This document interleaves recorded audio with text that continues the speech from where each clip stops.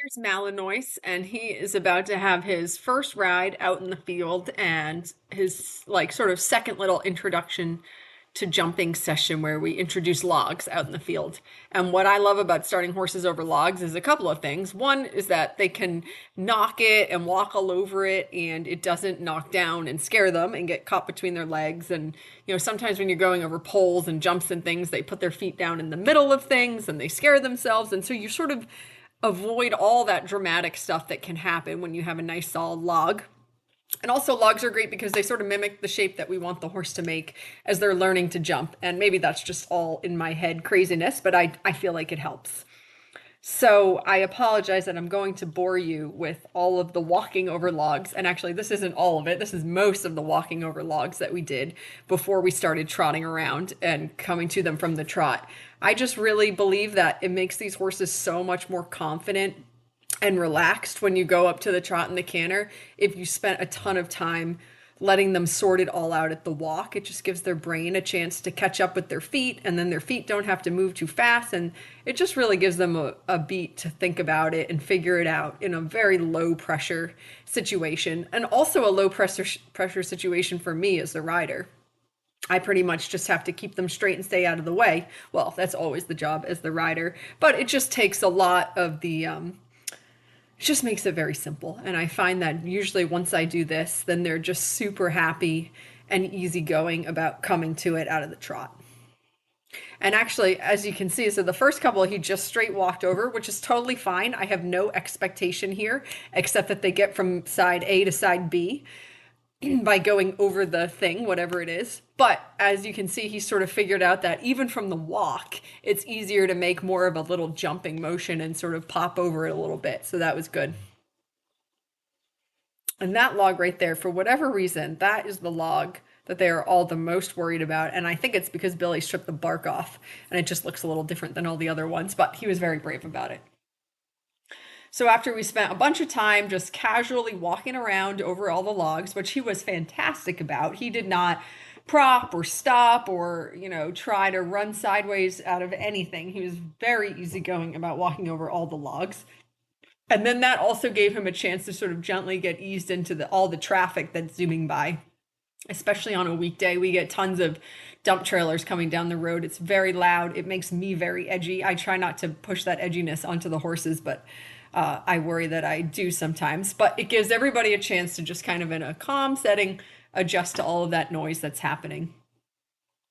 And so, whenever you're taking any horse really and taking them out of a enclosed ring with fencing and putting them out in a big open field environment with traffic going by and all sorts of new sights and sounds, every horse is going to be more lively than they were in the ring with the fencing that they're more familiar with. So, of course, he's moving brilliantly.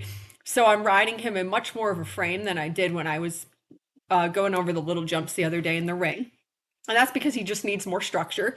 He's got a little bit more adrenaline going on in this new environment. So I'm giving him that structure by riding him much more connected. And also, but and that's not an up or a down. That's just a fact of how babies need to be ridden out in the field. But his movement's just so nice. I mean, the horse is really talented. He's a lovely mover. And I think that out in the field, with him a little bit more pumped up, I got to really show that probably for the first time, I think, how nice of a mover he really is.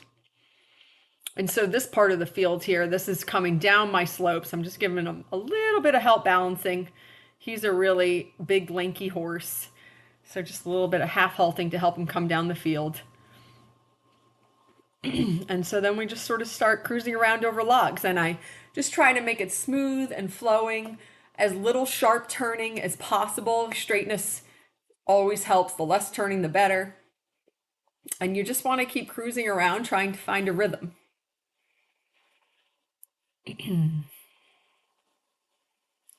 So he jumped that log pretty cute, but he was a little bit sort of like fussy as we came up the hill here away from the log. So I had been intended on doing that one there in the corner, but I thought that I would just circle back and redo that first log. Because again, he popped over it perfectly cute, but I just wanted him a little bit more mellow and straight and connected as we came away from the log and up the hill.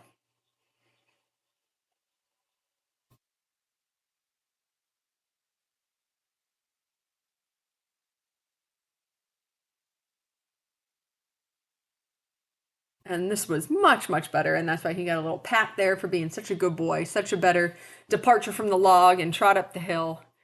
And also, he landed in his left lead, which made me happy because that is his harder lead. So that was very good. So, right about here, as we were coming back down this hill, he sort of took a breath, and I just thought, okay, we've got this. We're clicked in.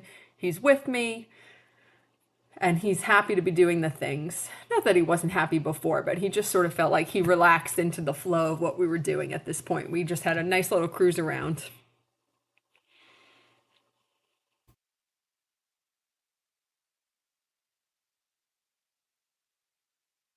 There again, he landed on his left lead, which is just super good boy. And really nice up the hill.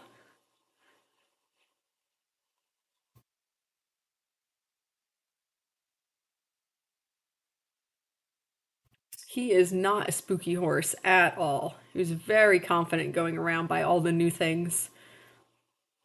And this log here is a little tricky, not because of the log, but because I have these upside down pools here.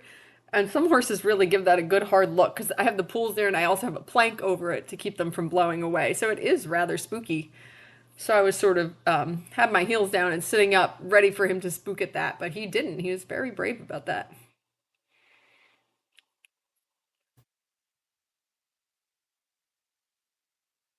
So this was all feeling really good. Just a relaxed horse who was understanding his job.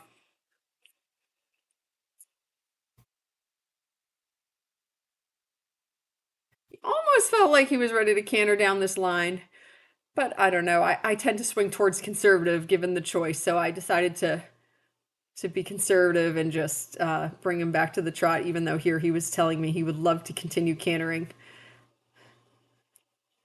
And again, landing on his left lead, which is great.